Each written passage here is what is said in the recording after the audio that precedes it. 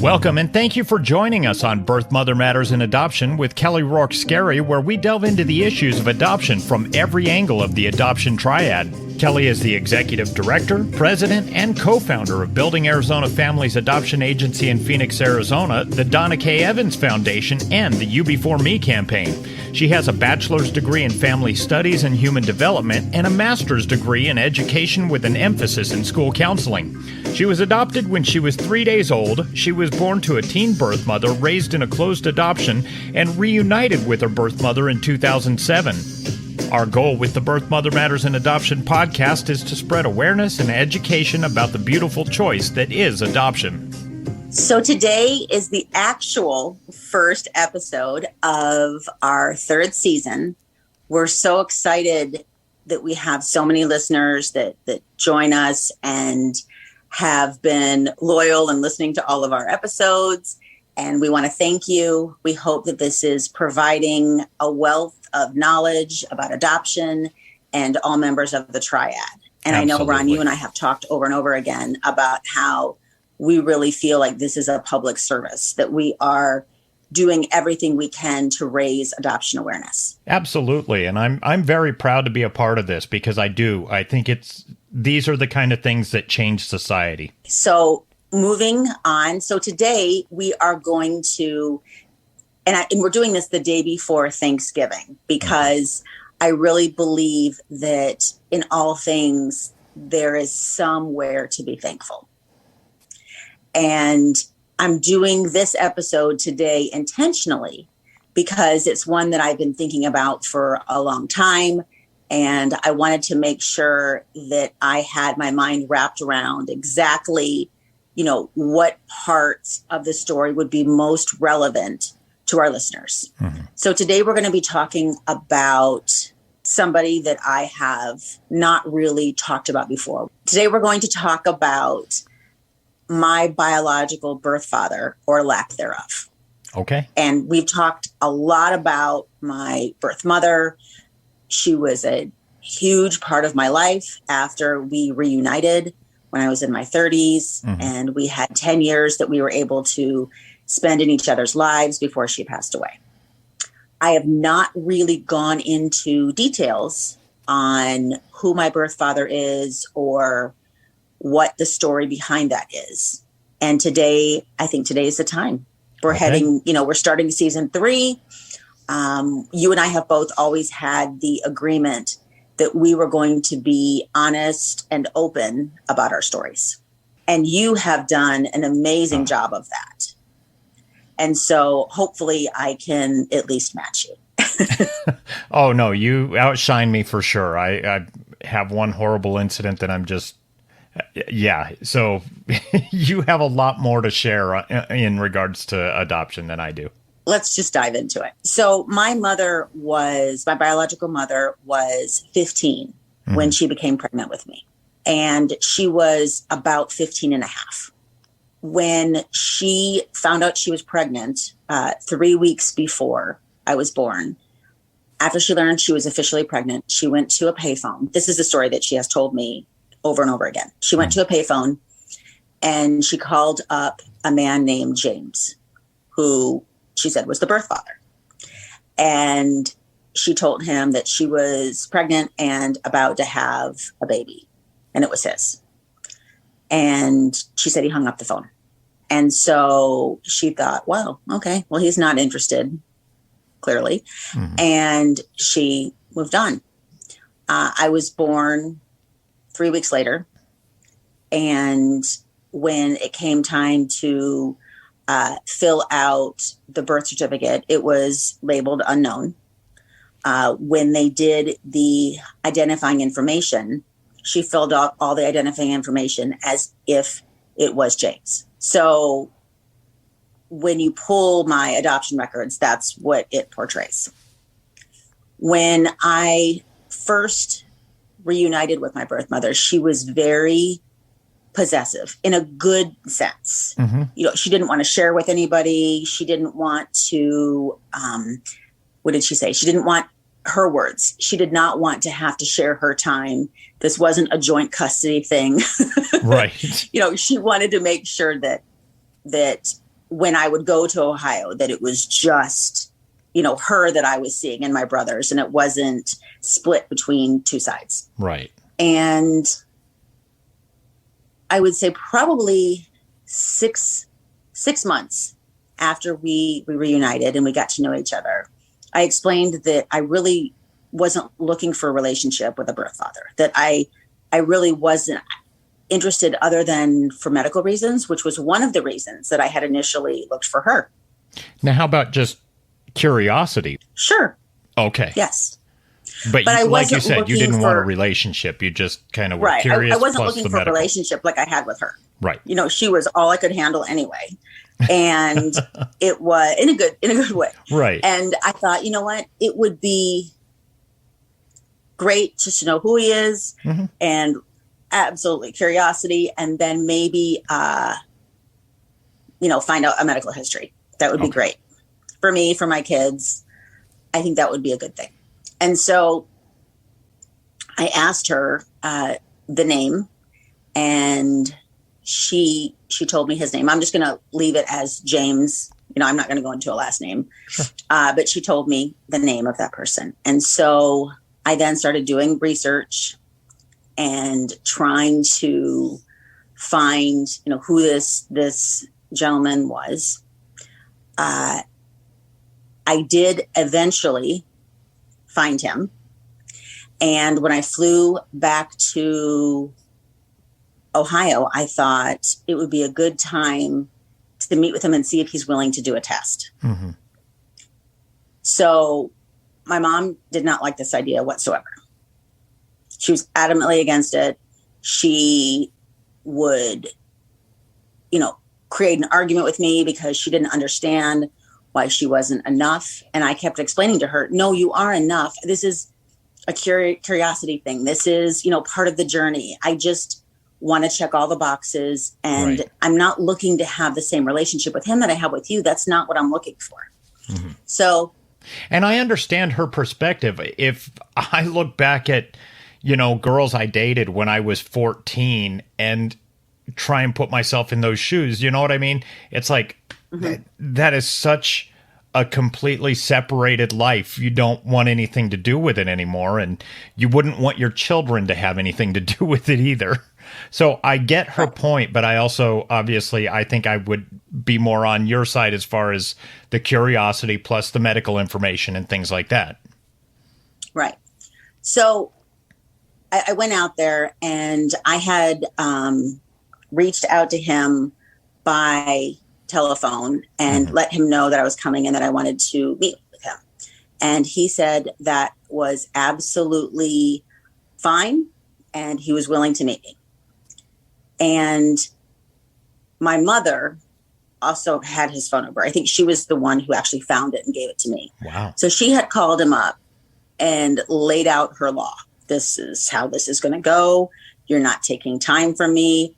And she was a little intimidating, I think, on the phone call to him, because then he calls me back and says, I'm happy to meet you, but she's a little bit much.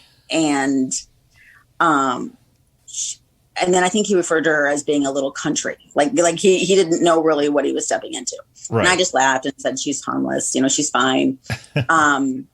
And he said, yeah, I don't remember the phone call. He goes, I'm not saying it didn't happen. I don't remember a phone call where I hung up. Long time ago. And being told that she was pregnant. And a lot of time had passed. I mean, at that point, it would have been like 32 years. I don't know that I'd remember a phone call from 32 years ago. I tend to think, because that's a pretty important phone call. That is. I tend to think he probably did remember it, but didn't want to admit to it. And I understand. Maybe. I get it. Maybe. So I had flown out, and again, my mother was really unhappy that I was going to see him, but she had finally accepted it. And I went to lunch to meet him. It was with my ex-husband at the time. He came along as well, and we met James and James's sister. Very strangely, I looked just like James. Really? And just like his sister. Wow. So much that his sister had said to me, wow, you look just like his oldest daughter and you look like us. I mean, it was very evident that there must have been some connection because the coloring, everything was right. He was short, I'm short, blonde hair, blue eyes. Like, it was really, and I really liked him. I really liked his sister. They were really nice people. Mm-hmm. And at the end of the lunch, I had said that, just to be sure, I'd like to do a paternity test. Mm-hmm. And he said that was totally fine. I actually set it up with a lab so that he would go into a lab and have it done rather than, the over-the-counter ones from Walgreens. And so I did the same. And when I got the results, it was not him. Wow. Which was really hard for me. I was just going to ask. Yeah. So what was that like? It was really disappointing because I thought, okay, I'm going to be able to finish the circle. I'm going to be able to put this to rest. He's nice. He seems very friendly. His sister's very nice. So I can, all's well ends well. We can close that door. All's good. But it wasn't him. So I then had to tell him the results, and he sounded disappointed. Wow. It was over the phone, so I didn't get to see his face. Mm-hmm. And, we were, I think, both feeling pretty awkward. So we just kind of exchanged niceties and let the phone call go. Right. I then called up my mother, and I was a little angry, which probably wasn't fair on my part. But I called her up and I said, I will never forget these words. It's not him. And of course she's like, what? Because she didn't know what I was talking about. Right. And I said, it's not him. I felt like a teenager mad about something, and just frustrated. And I was like, it's not him. It's not him. Well, did you feel like you had been misled by her? Yes. Okay. And I don't think it was intentional. To this day, I don't think it was intentional. But yes, I did. And then I felt guilty for even thinking that, because I thought, well, this is all the information with the adoption paperwork. Mm-hmm. So she really believed it was him. So she said, the test is wrong. And I said, no, that's impossible. It's like 99.9% accurate. Test is wrong. And there wasn't like a pause or, well, it was, nope, the test is wrong. Right. And then she starts making up, maybe somebody took it for him. And I'm like, nope, they check IDs. Well, his son has the same name as him. Maybe he would. And I was like, okay, it's not him. And she's good. She then convinced me. I was going to say, did you feel like, well, maybe she's right. I did look like eventually. The guy. Maybe I wanted it to be right too. Maybe that was part of it. So we both wanted the same end result. So I was like, all right. She goes, test is wrong. Redo it. And I remember thinking, this is so, okay. All right. Okay. Mm-hmm. So on my next trip out, which was probably 6 months later, I went out there and I called him up again. And I said, so sorry to bother you. Is there any way that you would be willing to do an over-the-counter test if I was to stop by wherever you're living and swab you and we can take the test again? My mom is convinced that you are my biological father, and she's convinced the test is wrong. Mm-hmm. And so he was very kind and said, sure, no problem. So my mother's brother went over there with me. Mm-hmm. And that was one of those moments, as I'm opening up the test, the second one, because, 99.9% wasn't something we could go on. So we did the test again. I told my mom, I said, well, now I'm going to test you too, because it will improve the accuracy. And she said, okay. So she also did the test. So we finished the test. Mm-hmm. I also put my mom in the test. And because then I started thinking, oh no, I know I have the birth certificate and everything, but what if that's not correct? Right. What if I was switched at the hospital? Right. I started having all these crazy thoughts of, oh my gosh, this moment of panic. Mm-hmm. And so the results came back in. My mom was 100% my mom. And James was 100% not my dad. So we could put that to rest. Did that make you angry again? Like, fool me twice kind of thing, you know? Yeah. Okay. Yes. I went back to my mom and I said, okay, it's not him. And she said, well, let me think. That was her thing. Let me think. Give me a minute. It's Joe. And I said, Joe, I remember when I got together with him. And I said, you've never mentioned Joe. I just remembered right now. And I said, what's Joe's last name? I don't know. But I know where he used to live. And I thought, oh, forget it. Here we go again. Oh, so you were just going to abandon it? Yep, done. Okay. I was like, never mind. And so I got frustrated and left it for a few years. Wow. Then every time I would go to Ohio, I became the guessing game. So her husband would be like, you know, she kind of looks like X, or you know what, it could have been Y.